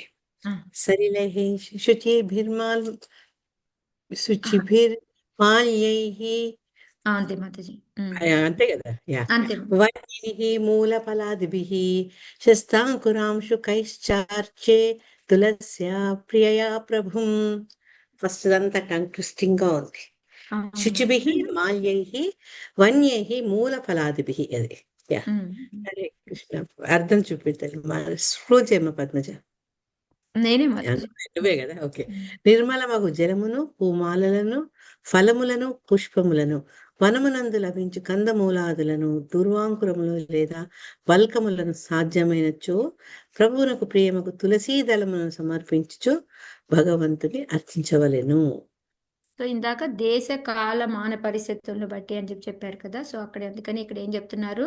నిర్మలమగు. మెయిన్ ఇంపార్టెంట్ ఏంటంటే స్వచ్ఛమైన, అంటే ఏదైతే మురికిగా అట్లా కాకుండా నిర్మలమగు జలాన్ని కానీ, పూమాలను కానీ, ఫలాన్ని కానీ, ఉట్టి పుష్పం. ఓకే, మాలంతా కట్టలేవా నువ్వు? నో ప్రాబ్లం, ఒక పుష్పం పెట్టు. ఓకే, ఇంకా ఆఫర్ చేయడానికి భగవంతుడికి ఇంకా ఏంటి అంటే మనకి ఎలాగో మనకి అడవిలో అంటే కాయలు, మొలాదులు అంటే మనం ఇలా లేపి రాడిష్లు అంటే ఇట్లాంటివన్నీ కూడా దొరుకుతాయి కదా, చిలగడ దుంపలు ఇవన్నీ దొరుకుతాయి కదా, అవి. ఇంకా లేదు అంటే అప్పుడప్పుడు దుర్వాంకుర అంటే ఏంటంటే అప్పుడే అంకురించిన గడ్డి లాంటిది అనమాట. చాలా లేతది, చాలా స్వీట్గా ఉంటుంది. సో అది, లేదా ఈ పొరలాగా ఉంటుంది కదా, బోధ అంటాం చూడండి చెట్టుది, అదైనా సరే ఆ విధంగా. సో ఇవన్నీ ఏమీ కాదు అనుకుంటే తులసి దళం ఎంతో భగవంతుడికి ఎంతో ప్రీతిపాత్రమైంది తులసి దళము. సో దాన్నైనా ఆఫర్ చెయ్యి అని చెప్పి చెప్తున్నారు. సో అక్కడ మళ్ళీ నారదుల వారు ధ్రువుడు అడుగుతాడేమో, నాకు ఒకే దేశకాలం అన్ని పరిస్థితులు అంటున్నావు, సో ఇక్కడ నాకు ఏం దొరికింది, నేను ఏం ఆఫర్ చేయాలని అడుగుతాడేమో అని ముందే నారదుల వారు చెప్తూ ఉన్నారనమాట. అంటే యాక్చువల్గా భగవంతుడికి ఇప్పుడు మనం ఏదైనా అభిషేకం అది చేయాలనుకోండి, యమునా వాటర్, ఇప్పుడు ఆయన యమునా తటం దగ్గర ఉన్నారు. So Yamuna water, Ganga water ఇవే తీసుకొచ్చి చేయాలా అంటే మనకి ఇప్పుడు దొరకవు ఇక్కడ. ఇప్పుడు వీళ్ళు పాశ్చాత్య దేశాల్లో ఉన్నారనుకోండి, వాళ్ళకి అక్కడ ఏమన్నా గంగా, ఇవన్నీ యమున, ఇవన్నీ కృష్ణ, గోదావరి ఇవన్నీ ఉంటాయా? వాళ్ళకి ఉండవు. అందుకని వాళ్ళు అభిషేకం చేయడం మానేస్తారా? అట్లా ఏమీ కాదు. ఉన్న వాటర్ని మనం ఏ విధంగా అయితే మనకి జయపతాయ స్వామి గురు మహారాజ్ ఎప్పుడు చెప్తారు, దామోదర మంత్ టైంలో చెప్తూ ఉంటారు, మనకి ఎప్పుడైతే సముద్ర స్నానం చెయ్యాలి, సముద్ర స్నానం కుదరలేదనుకోండి, మనం ఆ సముద్రాన్నింటినీ కూడా పిలిచి మనం దీనిలోకి ఆహ్వానిస్తూ ఉంటాం. మనకు ఆల్రెడీ పూజారులు కూడా చదువుతూ ఉంటారు కదా, మనకి ఏంటా మంత్రం? గంగే చ యమునా గంగే చైవ కృష్ణ గోదావరి హరి ఉమ్, కృష్ణ. గోదావరి సరస్వతి నర్మదే సింధు కావేరి గంగే చ జలేస్మిన్ యమునే సన్నిధిం చైవ కురు. గోదావరి సరస్వతి నర్మదే సింధు సింధు కావేరి జలేస్మిన్ సన్నిధం. జలౌ అస్మిన్ సన్నిధౌ కురు అంటే అన్ని నదులు వచ్చి ఇందులో ఉండండి అని. సో ఆ విధంగా ఏంటంటే మనం చేసుకోవాలి, అంతేకాని నాకు అవి దొరకట్లేదు నేను పూజ చేయను అలా అని కాదు అనేసి ఇక్కడ మెయిన్గా ప్రపాదులు వారు మనకి చెప్తూ ఉన్నారు. ఇంకోటి ఫస్ట్ పారాగ్రాఫ్లో మన ఈ 12 క్యాంటోలలో మనం ఎక్కడా కూడా ఎవరి ఒక ఒక డివోటీ పేరుతోటి ఇది వీళ్ళు చేశారు అని చెప్పిందే లేదు, ఈ ఒక్క నేమ్ తప్ప. ఈ మాతాజీ పేరు గోవిందదాసి అన్నమాట. ఎందుకు అంత చూడండి ఎక్కడా వాడింది ఒక ఒక శిష్యుడి పేరు కానీ ఎక్కడా వాడలేదు, ఇక్కడ ఒక్క చోటే వాడతారనమాట. ఎందుకు అంటే ఆమె ఏం చేసింది అంటే మనకి పాశ్చాత్య దేశాల్లో తులసి దొరకదు. తులసి ఎంతో ప్రేమ భగవంతుడికి తెలుసు మనకి. అది ఓన్లీ రోజు గంధం రాసి ఒక్క పాదానికి పెడితే చాలు, ఇంక ఏమి చెయ్యక్కర్లేదు అని కూడా చెప్తారు. అలాంటిది ఇక్కడ ఏం చేయందంటే ఆమె పాశ్చాత్య దేశాల్లో అది లేకపోతే ప్రపాదుల వారికి ఎంతో అసంతృప్తి ఉండేది. ఎందుకంటే మనం ప్రతిదానికి కూడా తులసి వేసి ఆఫర్ చేసినా తులసి పెడతాం, ఆయనకు నార్మల్గా పెట్టినా తులసి పెడతాము, నీళ్ళలో కూడా తులసి వేస్తాం పవిత్రం అవడానికి. సో ఈ విధంగా తులసి లేకపోతే చాలా అసంతృప్తిగా ఉండేవారంట. సో అప్పుడు ఏంటి అంటే ఆ శిష్యురాలు ఏవైతే గోవిందదాసి అనే మాతాజీ ఇత్తనాల్ని వేసి చక్కగా నీళ్లు చల్లి రోజు దాన్ని జాగ్రత్త చేసి తులసి వనాన్ని చేసిందంట ఆమె. సో అందుకని ఏంటంటే ఇప్పుడు ఎప్పుడైతే ఏదైతే మనకి సాధన అనమాట, సాధువు దగ్గరికి వెళ్ళి మనం ఏదైతే తీసుకుంటామో దీక్ష, వాళ్ళు ఏదైతే పద్ధతి చెప్తారో ఆ సాధనని మనం కనుక ప్రాపర్గా ఫాలో అయ్యామనుకోండి సాధ్య అనేది మనకు దొరుకుతుంది. సాధు, సాధన, సాధ్య. సో ఈ 3 మనకి వస్తాయన్నమాట. గురువు దగ్గరికి వెళ్తాము, సాధువు దగ్గరికి, ఆయన చెప్పిన విధానాన్ని తూచా తప్పకుండా సాధన చేస్తే మనకి సాధ్య అనేది. సో అక్కడ ఎవరూ చేయలేని పని ఆమె చేయగలిగింది. ఎందుకు అంటే భగవంతుడి యొక్క అనుగ్రహం ఆమెకు అలా దొరికింది. చక్కగా ఏంటంటే అదే అన్ని ప్లేసులకి కూడా ట్రాన్స్ఫర్ అయిపోయి ఇప్పుడు పాశ్చాత్య దేశాల్లో కూడా ఎక్కడ చూసినా కూడా చక్కగా తులసి మొక్కలు అనేవి ఉంటాయి ప్రతి టెంపుల్ ముందు కూడా. అట్లీస్ట్ ఒక్కటైనా సరే వాళ్ళు సంభాలించుకుంటారు, అది లేకుండా అనేది వాళ్ళకి ఉండనే ఉండదన్నమాట. సో ఇందుకే చెప్తున్నారు చూడండి, ఆ తులసి పెంచినందుకు ఆమెకి నేను ఎంతో కృతజ్ఞరాలని అని చెప్పి ప్రపాదులు వారు చెప్తూ ఉన్నారనమాట. అది ఫస్ట్ పారాగ్రాఫ్లో తులసి యొక్క గొప్పతనాన్ని మనకి చెప్తూ ఉన్నారు. సో రెండో పారాగ్రాఫ్లో ఏంటి అంటే మనకి సలిలయ. సలిలయ అంటే నీళ్ళు, ఇందా చెప్పుకున్నట్టు వాటర్ అనమాట. సో ఆ వాటర్ యమునా, గంగా అనే పవిత్రము అవే కావాలి అంటే కుదరదు. సో మన దేశ కాలాలను బట్టి ఏది దొరికితే దాంతో, కాకపోతే నిర్మలము, దాన్ని మంచిగా అంటే ఎక్కడైతే అక్కడ పిచ్చి వాటర్ దాన్ని మన చేతులు పెట్టి కడిగి పిచ్చి పిచ్చిగా చేసి దీన్నే వాటర్ వాడతాను ఇలా కాకుండా వాటిని నిర్మలంగా ఉండేలాగా చూసుకోవాలి అనేది ప్రపాదుల వారు ఇక్కడ ఈ పారాగ్రాఫ్లో చెప్తూ ఉన్నారనమాట. సో ఇంకోటి ఏంటి అంటే ఎక్కడ నేను ఏదో ప్రభు లెక్చర్లో విన్నాను, ఏ ఊరో మర్చిపోయాను నేను, ఏ ఊరు మాతాజీ బ్రహ్మచర్య ఆశ్రమం ఉంటుందంట. సో అక్కడ ఏంటి అంటే వాళ్ళు ఫుల్గా మొత్తం అన్నీ కూడాను ఒక బ్రహ్మచర్య ఆశ్రమంలో చికాగోలో ఏంటంటే బ్రహ్మచర్య ఆశ్రమం దగ్గర మంచి తులసి ఉంటుందంట. అసలు ఇంకా అంత మంచి తులసి మొత్తం యుఎస్ఏ మొత్తంలో చూసినా కూడా దొరకదంట, అంత మంచి తులసి ఉంటుందంట. ఏంటి అంటే వాళ్ళకి యాక్చువల్గా చెప్పండి డిసెంబర్లో ఫుల్గా స్నోఫాలే ఉంటుంది అక్కడ. అయినా సరే వాళ్ళు ఎలాగ అంటే కాపాడుకునేది ఒక ప్రభు ఉంటారంట, ఓన్లీ బ్రహ్మచారి ప్రభుకి ఆయనకు అప్పచెబుతారంట. ఒక బ్రహ్మచర్య ఆశ్రమంలో ఉన్న ఒక గది ఖాళీగా ఉన్న గదిలోకి వాళ్ళు అక్కడే ఏం చేస్తారు, తులసి మొక్కల్ని పెడతారంట. పెట్టి ఆ వేడి తగలాలి కదా తులసి మొక్కకి, అందుకని ఒక పెద్ద క్యాండిల్ బల్బ్ ఒకటి పెడతారంట. సో దాన్ని వేడి సరిపడినంత వచ్చిన వెంటనే ఆపడం, మళ్ళీ కొంతసేపు ఆన్ చేయడం, ఆపడం. సో రోజంతా అదే పని. ఆ ఒక్క ప్రభు పని ఏంటి అంటే సేవ, ఆయనకి ఇదే సేవ అంట. సో అందుకుని అక్కడికి వెళ్ళి చూస్తే బ్యూటిఫుల్ తులసి చూడగలము అని చెప్పేసి ఆ ప్రభు చెప్తున్నారు అనమాట. సో ఈ విధంగా ఏంటంటే వాళ్ళ దాన్ని బట్టి వాళ్ళు చూసుకొని పెంచుకొని దాన్ని బట్టి మనం చేస్తూ ఉంటారు. ఇది ఉంది ఇది లేదు అని మనం బాధపడాల్సిన అవసరం లేదు. ఏది ఉందో దాన్ని బట్టి మనం చేసుకోవడం. ఎందుకంటే భగవంతుడు కూడా మనకి పత్రం పుష్పం ఫలంతో ఏమనే చెప్పాడు, పెద్ద పెద్దవి ఏవో కావాలి అని ఏం చెప్పలేదు. సో ఇది ఇక్కడ ప్రభుపాదుల వారు దీంట్లో చెప్తుందన్నమాట. ఓకే.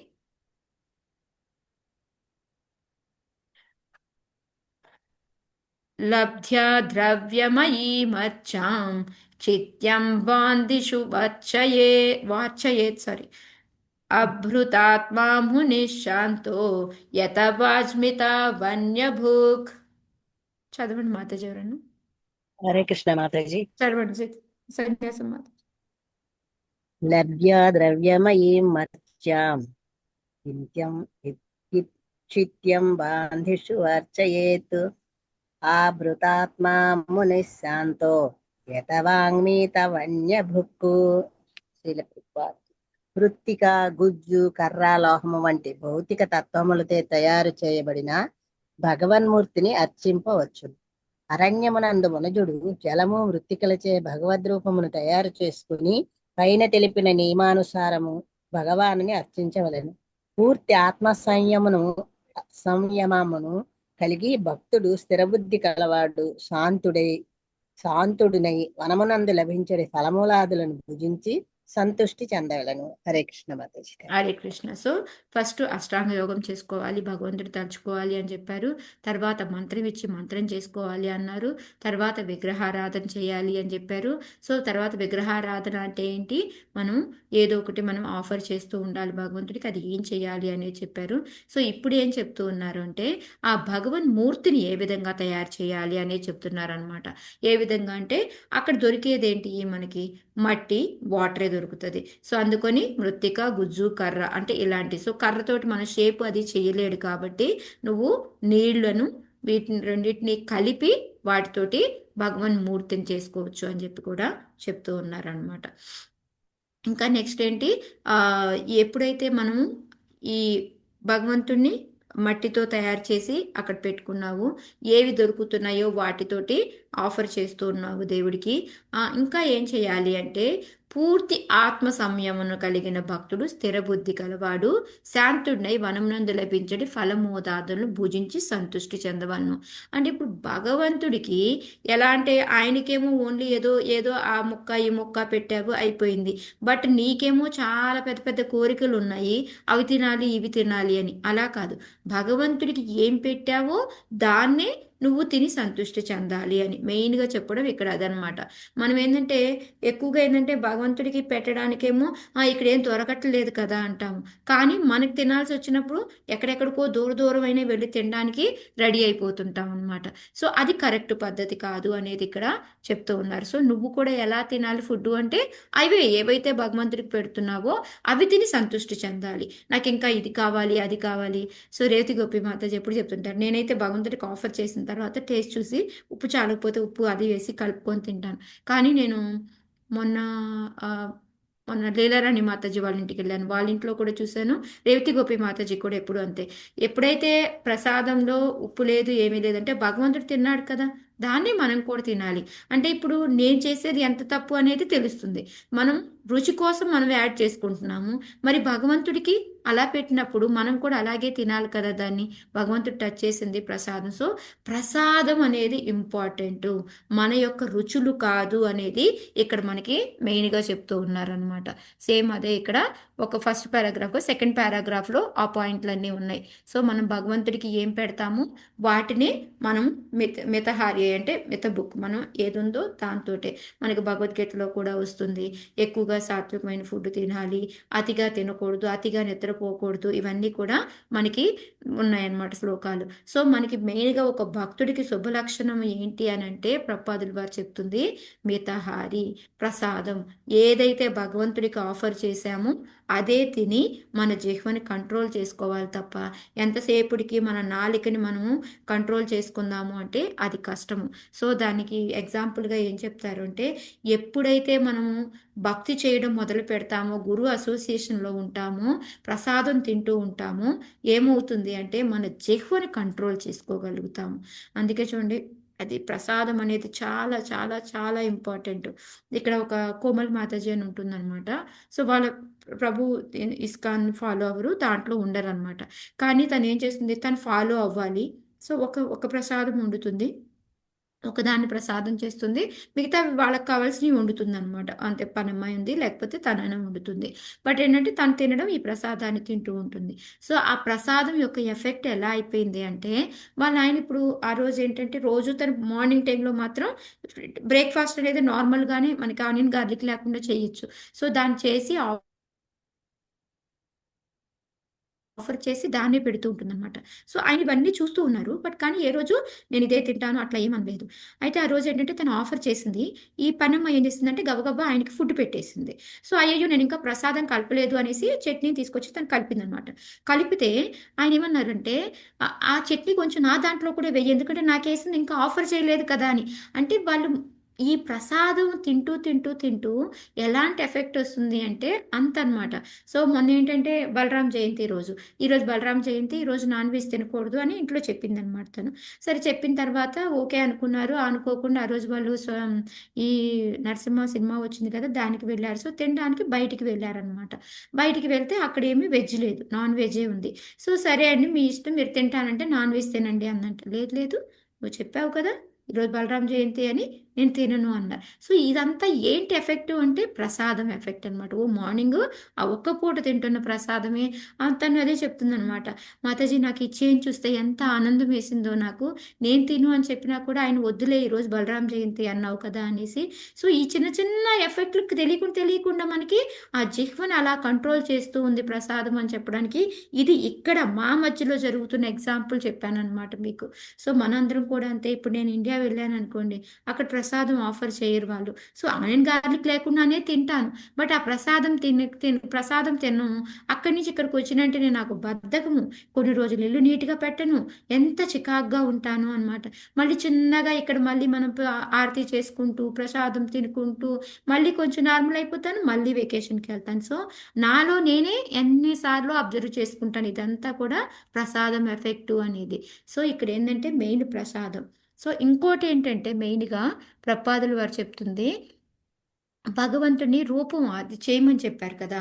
సో రూపార్చన అనేది చాలా చాలా ఇంపార్టెంట్ అనే పాయింట్ కూడా ఇక్కడ కవర్ చేస్తున్నారనమాట.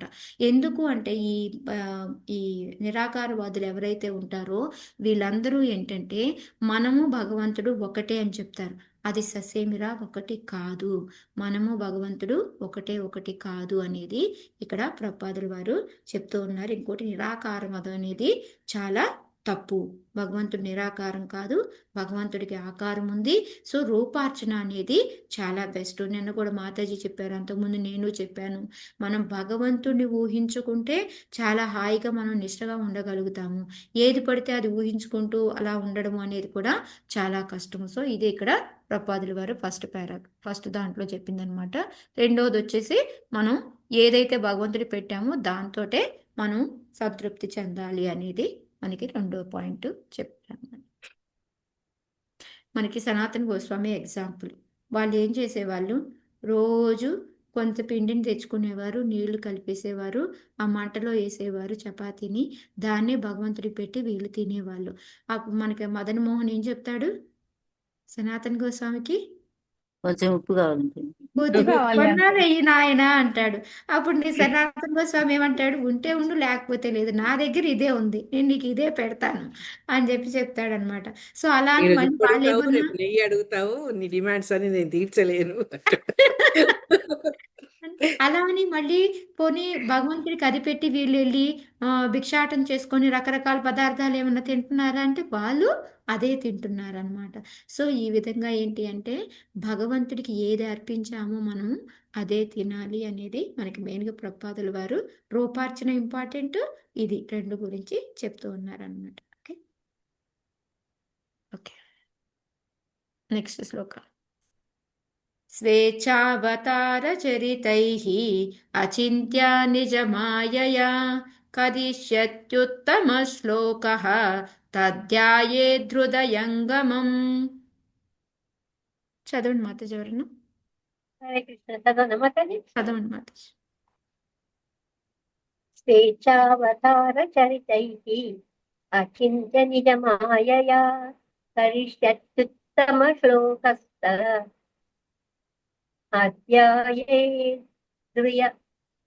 అధ్యాయేద్రుయయంగమం. ప్రియమైన ధ్రువ, శ్రీ విగ్రహార్చనము దినమునకు ముమ్మారు మంత్ర జపముతో పాటు నీవు వివిధ అవతారములలో భగవానుడు తన దివ్య సంకల్పానుసారము నిజమాయతో ప్రదర్శించేది దివ్య కర్మలను ధ్యానింపవలెను. హరే కృష్ణ. హరే కృష్ణ. సో మనకి ఫస్ట్ అష్టాంగ యోగం, భగవంతుడిని తలుచుకోవాలి. రెండోది మంత్రము, తర్వాత విగ్రహారాధన, ఆ తర్వాత వచ్చేసి మనకి ఇప్పుడు ఏం చెప్తున్నారు, మంత్ర జపంతో పాటు ఏం చెయ్యాలయ్యా నువ్వు అంటే భగవంతుడి యొక్క లీలలు ఏవైతే ఉన్నాయంటే, దివ్య కర్మలు అంటే ఏంటి, లీలలు అనమాట. అవన్నీ కూడాను ఎప్పుడు గుర్తు తెచ్చుకుంటూ దాని మీదే ధ్యానం అనేది ఉండాలి అని చెప్పి చెప్తూ ఉన్నారనమాట. ఈ విగ్రహార్చన మళ్ళీ దినమునకు ముమ్మారు మంత్ర జపముతో పాటు, అంటే 3 సార్లు అనమాట, ఉదయం, మధ్యాహ్నం, సాయంకాలం. సో 3 సార్లు కూడా మనకి మంత్ర జపం చేసుకోవడం, విగ్రహారాధన చేసుకోవడం అనేది నువ్వు చెయ్యాలి అని చెప్పి చెప్తూ ఉన్నారనమాట. ఎందుకంటే మెయిన్గా సంకల్పానుసారం మనము ప్రతిష్ఠించినప్పుడు మనం ఏం సంకల్పం చెప్పుకుంటామో, నేను ఈ విధంగా చేస్తాను. అందుకే మనకి డైట్ ఇన్స్టలేషన్ అడుగుతారు, నువ్వేమనుకుంటున్నావు, నువ్వే విధంగా విగ్రహారాధన చేస్తామనుకుంటున్నావో నువ్వు భగవంతుడికి చెప్పు అని చెప్పి చెప్తారనమాట. సో దాన్ని మనం లైఫ్ లాంగ్ తూచా తప్పకుండా పాటించడం. అంటే దానికన్నా ఎక్కువ చేస్తే ఓకే, తక్కువ మాత్రం చేయకూడదు అనమాట. సో అది ఇక్కడ మనకి సంకల్పానుసారం అనేసి చెప్తూ ఉన్నారనమాట. ఓకే, సో ఇక్కడ మనకి ఏంటంటే మనకి ఈ భక్తి యోగంలో 9 ఉన్నాయి, శ్రవణ, కీర్తన, వీటన్నిటిలో మెయిన్గా మనకి శ్రవణం, కీర్తనం, స్మరణం, అర్చనం ఇవన్నీ కూడా మనం కంపల్సరీ చెయ్యాలి అనేది మనకి దీని ద్వారా తెలుస్తుంది. అదే ప్రభుపాదులు వారు చెప్తూ ఉన్నారనమాట. సో ఇక్కడ ఇంకోటి ఏంటి అంటే భగవంతుడికి విగ్రహారాధన అనేది మనకి ఎంత కంపల్సరీ అని చెప్తున్నారు అంటే, మనకి ఈ మాయావాదులు ఏంటంటే వీళ్ళు ఏం చెప్తూ ఉంటారంటే భగవంతుడు మనము ఒకటే అని చెప్పి చెప్తూ ఉంటారనమాట.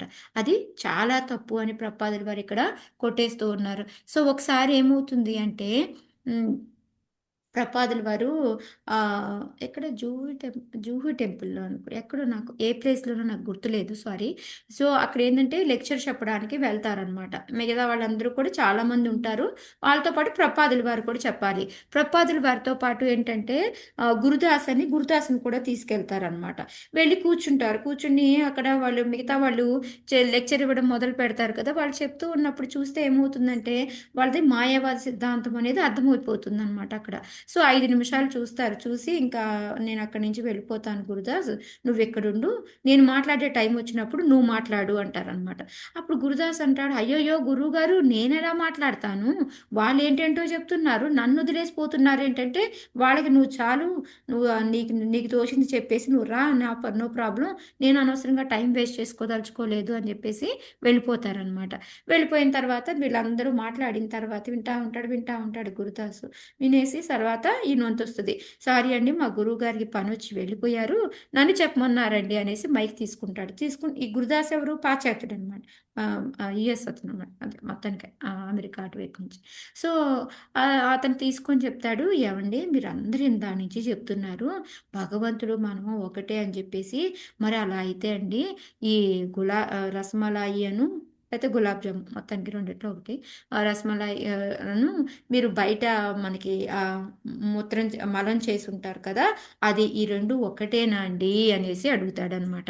అడిగితే వాళ్ళు వెంటనే షాక్ అయిపోతారు, ఇదేంటి ఒకేంది ఇండియన్ కాదు, భారతీయుడు కాదు, పాశ్చాత్య దేశీయుడు ఇలా మాట్లాడుతున్నాడు అనేసి చాలా ఇదైపోతారనమాట. ఇదైపోయి వెంటనే పరిగెత్తుకుంటూ ప్రభుపాదుల వారి దగ్గరికి వెళ్తారు. వెళ్ళిపోయి, ఏంటండి మీ శిష్యుడు ఇలా చెప్పాడు, మమ్మల్ని వెళ్ళి ఆ మలాన్ని తినమని చెప్తున్నాడండి రోడ్డు మీద. అసలు అక్కడ చెప్పిందేంటి, గురుదాసు చెప్పింది ఒకటి, బట్ వీళ్ళు అక్కడికి వెళ్ళి మళ్ళీ ప్రభుపాదుల వారికి వేరేగా చెప్తారు. ఇలా అని మమ్మల్ని అవమానిస్తాడా అండి, మమ్మల్ని వెళ్ళి అది తినమంటాడా, అది ఇది అనేసి అంటారనమాట. అని వెంటనే, అవునా ఇలా చెప్పాడా, అలా ఎలా చెప్పాడు, ఉండండి మా గురుదాసుని పిలుస్తాను అని చెప్పేసి గురుదాసుని పిలుస్తాడనమాట. పిలిస్తే ఏం చెప్పావు అంటే, వీళ్ళు మాయావా సిద్ధాంతం చెప్తున్నారు కదా గురుగారు, అందుకని నేను ఏం చెప్పానంటే రసమలాయిను ఇది రెండు ఒకటేనా అని అడిగానండి అంటే, ఓహో అదే అని చెప్పేసి, సరే నువ్వు వెళ్ళిపో అని చెప్పేసి అతను పంపించేసి, సారీ అండి అతను కొంచెం జియోగ్రఫిక్గా ఆలోచిస్తూ ఉంటాడు, సో ఏదోనండి కొంచెం అలా చెప్పాడులేండి, పెద్ద జ్ఞానం లేక మిమ్మల్ని క్షమించండి అని చెప్పి వాళ్ళని పంపించేస్తారనమాట. పంపించేసిన తర్వాత మళ్ళీ గురుదాసుని పిలుస్తాడు. గురుదాసుని పిలిచి, ఎంత మంచి ఎగ్జాంపుల్ చెప్పావో తెలుసా, అసలు కరెక్ట్ పాయింట్ వదిలేసి వచ్చావు వాళ్ళ దగ్గర అని చెప్పేసి గురుదాసుని మెచ్చుకొని, నువ్వు అసలైన శిష్యుడివి అంటే నువ్వే అని చెప్పేసి ఆయన పొగుడుతారనమాట. ఎందుకు ఇలా చేశారంట ప్రభుపాదులు వారు? వాళ్ళనేమో అలా అని పంపించారు, ఇక్కడ ఈయన ఎందుకు పొగిడారు? మాతాజీ వాళ్ళు మాయావాదం వాళ్ళతో వాదించలే మాతాజీ, వాళ్ళు ఏం చెప్పారో అదే కదా, వాళ్ళతో వాదించడం టైం వేస్ట్ ప్రభుపాదులు అవుతుంది వాదించగలరు, ప్రభుపాద, కానీ వాదించి టైం వేస్ట్ చేసుకోవడం ఎందుకు టైం అని వేస్ట్ మాతాజీ. అది అందుకొని వాళ్ళని సర్ది చెప్పి పంపించేశారు ఊరికి, అక్కడ పెద్ద ఇదేమీ అడగకుండా. తర్వాత మళ్ళీ గురుదాసుని పిలిచి పొగిడారనమాట. సో ఇక్కడ అదే మనకి మనం ఏదైతే మనం ఏమంటారు, ఆ మాయావాద సిద్ధాంతం ప్రకారం భగవంతుడికి ఆకారం లేదు, భగవంతుడు మనము ఒకటి అనేది కరెక్ట్ కాదు. మనకి స్వేచ్ఛ అనేది లేదు, భగవంతుడికి స్వేచ్ఛ అనేది ఉంది. భగవంతుడు ఎక్కడ కావాలనుకుంటే అక్కడ జన్మ తీసుకోగలడు. మనం తీసుకోగలమా? నేను పలానా వాళ్ళ ఇంట్లో పుట్టాలి అనేసి నో తీసుకోలేం మాతాజీ. మాతాజీ. హరే అది కృష్ణ. కుదరదు. సో మనకి భగవంతుడు ఎక్కడ కావాలంటే అక్కడ, ఏ విధంగా కావాలంటే అక్కడ, అది ఒక యానిమల్ ఒక అంటే ఎలాంటి దేహాన్నైనా తీసుకుంటాడు. మనం ఇష్టపడతామా? నాకు వరాహ జన్మివులే పర్వాలేదు అనేసి మనం అడుగుతామా? నో సాధ్యం కాదు. మాతాజీ. అది సాధ్యం కాదు, రెండు కావు మరి. ఎండు కావు, ఏది కాదు. మనంతట మనము పుట్టలేము, ప్లస్ మనం అడగగలమా? మనం మనకన్నా ఒక నీచ జాతికి సంబంధించిన దాంట్లో నాకు జన్మనివ్వు, నాకు పర్వాలేదు, నేను ఎట్లా అయినా కుక్క జన్మ తీసుకున్నా పర్లేదు, నాకు సేవ చూస్తే చాలు, ఇది అడగగలమా మనం? అసంభవం మనం. సో అదే ప్రభుపాదులు వారు ఎగ్జాంపుల్స్ రాస్తూ ఉన్నారనమాట. సో మన వల్ల కాదు, మనం ఎక్కడ కావాలంటే అక్కడ జన్మ తీసుకోవడం, ఆ స్వేచ్ఛ అనేది మనకు లేదు, భగవంతుడికి ఉంది. భగవంతుడు అది ఒక్కొక్కసారి జంతు రూపంలో వస్తుంటారు, ఒక్కోసారి మానవ రూపంలో వస్తుంటారు, ఒక్కొక్కసారి రెండు కలిపి నరసింహ రూపంలో వస్తుంటారు. సో ఆయనతో మనల్ని పోల్చడమే కుదరదు. ఇందాక రసగుల్లా రసమలాయి లాగా ఇది వచ్చేసి మలంతో సమానం అనమాట. సో అలా రెండింటినీ కలపడం అనేది కరెక్ట్ కాదు అనేది ఇక్కడ ప్రభుపాదుల వారు చెప్తూ ఉన్నారనమాట. ఇంకా భగవంతుడు దేనికి అవతరిస్తాడు అంటే, భగవంతుడు ఏంటంటే మనకి భక్తుల్ని రక్షించడానికి, దుష్టుల్ని శిక్షించడానికి, మళ్ళీ ఇంకోటి ఏంటిది, ధర్మాన్ని పునరుద్ధరించడానికి, పునఃస్థాపించడానికి. సో భగవంతుడు వస్తూ ఉంటాడు అని చెప్పేసి మనకు భగవద్గీతలో పరిత్రాణాయ సాధునా వినాశ దుష్కరం శ్లోకం ఉంది. సేమ్ అలాగే బ్రహ్మ సంహితలో కూడా ఏంటంటే ఆనంద చిన్మయ రస ప్రతిభావితాభివి, అది ఏ రూపం అయితే ఆ రూపం, దానికి ఏ టైంలో ఎలా కావాలో ఆ రూపం. ఇప్పుడు వరాహ అవతారం ఎందుకు తీసుకున్నాడు? భూమిని పైకి తీసుకురావాలి అంటే ఆ గలీజ్గున్న ప్లేస్లో ఇలా పెట్టి వెతకాలి కాబట్టి వరాహం కరెక్ట్ కాబట్టి వరాహ అవతారం తీసుకున్నాడు. సో అక్కడ నరసింహం హిరణ్యకశిపుని చంపాలి అంటే నరసింహ అవతారం కావాలి కాబట్టి అది తీసుకున్నాడు. సో ఎక్కడ ఎలా కావాలో ఆ అవతారాన్ని తీసుకుంటాడు. అలా అని జంతువుగా వచ్చారు, లేకపోతే ఇలా వచ్చారు, అటు ఇటు కాకుండా వచ్చారు అని అనుకొని దానికి మనము సమానం అంటే అది అసలు కరెక్టే కాదు అనేది కొట్టి పడేస్తూ ఉన్నారనమాట ప్రభుపాదుల వారు. ఓకే, ఇంకా ఏంటి అంటే ఎవరైతే వాళ్ళు అలాగా భగవంతుడికి ఆ అనర్థాన్ని చేస్తారో వాళ్ళు పాపం చేసినట్టు, అపరాధం చేసినట్టే అని చైతన్య మహాప్రభు చెప్తూ ఉన్నారనమాట. నెక్స్ట్ ఏంటంటే భగవంతుడి యొక్క లీలలు ధ్యానించమన్నారు. అంటే ఏంటి, భగవంతుడు ఏమేమి దివ్యకర్మలు అంటే ఏమైతే చేస్తున్నారో చిన్నప్పుడు అవన్నీ కూడా మనసులో భగవంతుడిని ధ్యానించుకుంటూ అవన్నీ చూసుకుంటూ భగవంతుడి యొక్క రూపానికి ఆరతిచ్చుకోమని చెప్తూ ఉన్నారనమాట. సో దాంట్లో ఏంటంటే భగవంతుడి రూపంలో మనం హరి గోవింద నారాయణ ఈ విధంగా ఏ నామం అయినా జపించుకోవచ్చు. బట్ మనకి ఇప్పుడు ఈ కలియుగానికి నామం ఏంటి అంటే హరే కృష్ణ కృష్ణ కృష్ణ హరే హరే, హరే రామ రామ రామ హరే హరే. సో ఈ విధంగా ఈ మంత్రాన్ని జపించుకుంటూ మనం కూడా సేమ్ అదే విధంగా చేసుకోవచ్చు అని ప్రభుపాదుల వారు మనకి చెప్తున్నారన్నమాట. సో ఈ శ్లోకా చెప్పేసి ఈరోజు కాపుతాను. పరిచర్య భగవతో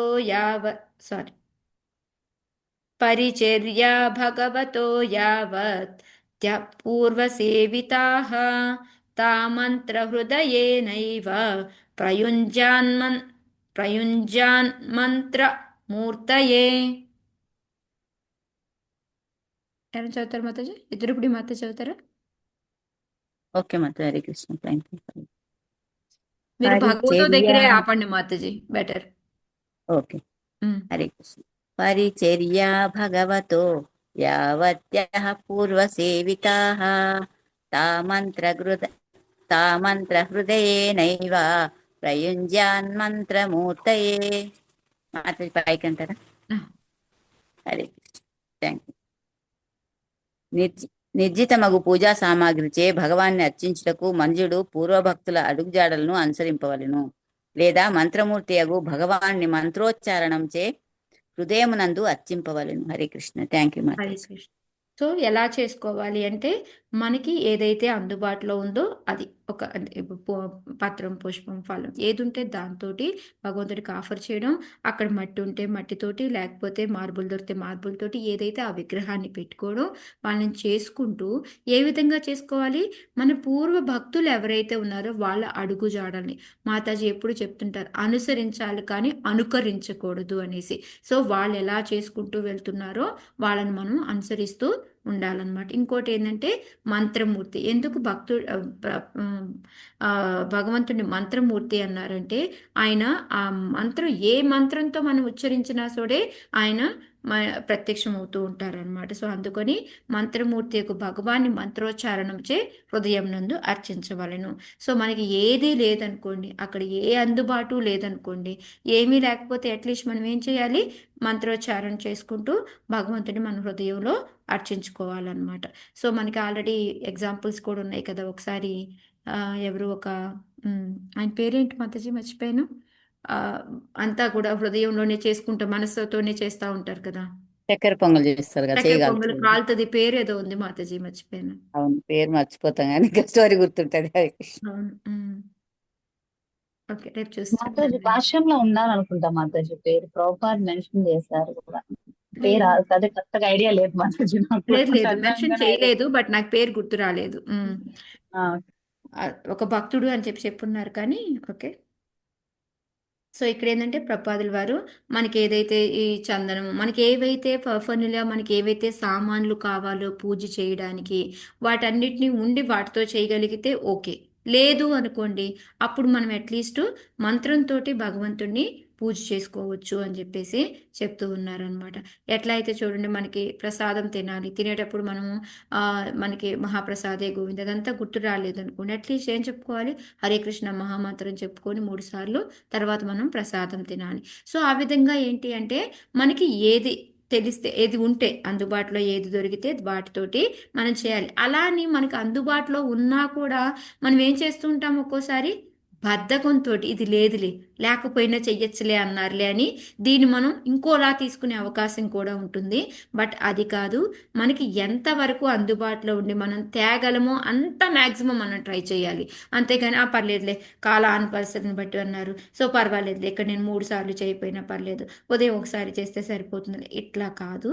మనకి శాస్త్రం ప్రకారం చెప్పినవి మనకి కంపల్సరీ దొరికేవి ఉన్నాయి అనుకోండి, కొంచెం మనీ ఎక్కువ పెట్టినా దొరుకుతాయి. సో మనకి మనీ ఉంది, బట్ కానీ దాన్ని తేలేకపోతున్నాం అంటే అది మన ఫాల్ట్.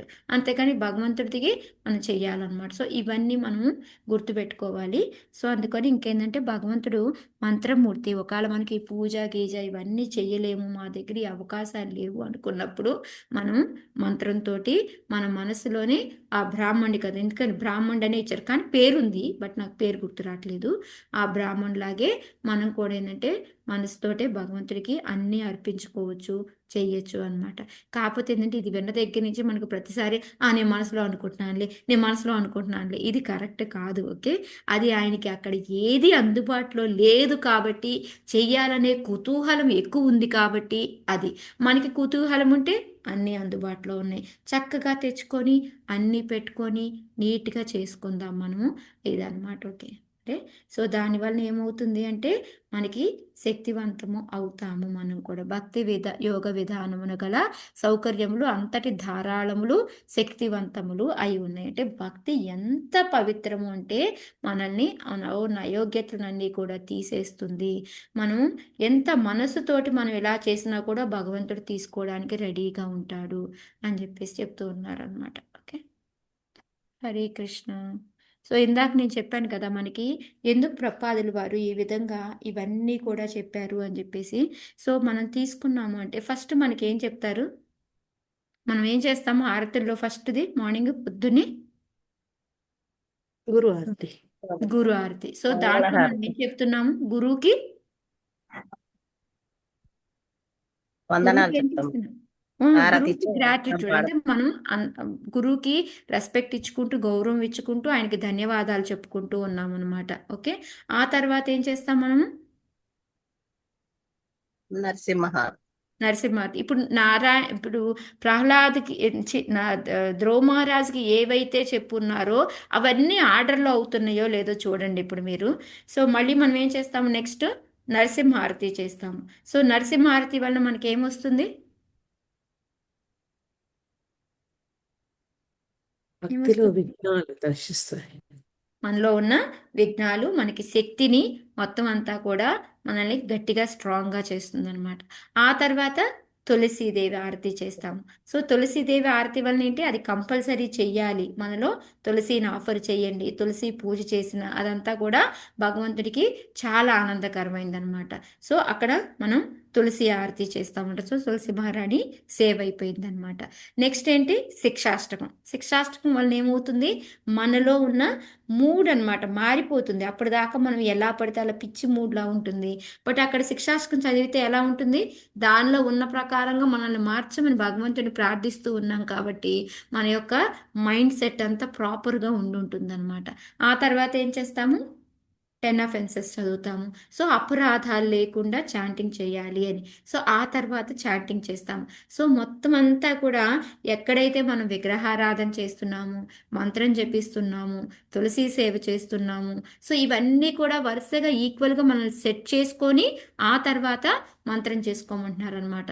సో ఈ మంత్రం కూడా ఎప్పుడూ కూడా మనము భగవంతుడు ఎదురుగా చేసుకుంటే దాని ఎఫెక్ట్ చాలా ఎక్కువ ఉంటుందన్నమాట. అదొక రకంగా ఉంటుంది. వెనకటి రోజుల్లో ఫస్ట్లో అంటే వీళ్ళు శృంగారం చేసేటప్పుడు పాశ్చాత్య దేశాల్లో వాళ్ళకి ఎంతోసేపు పట్టేది కాదనమాట.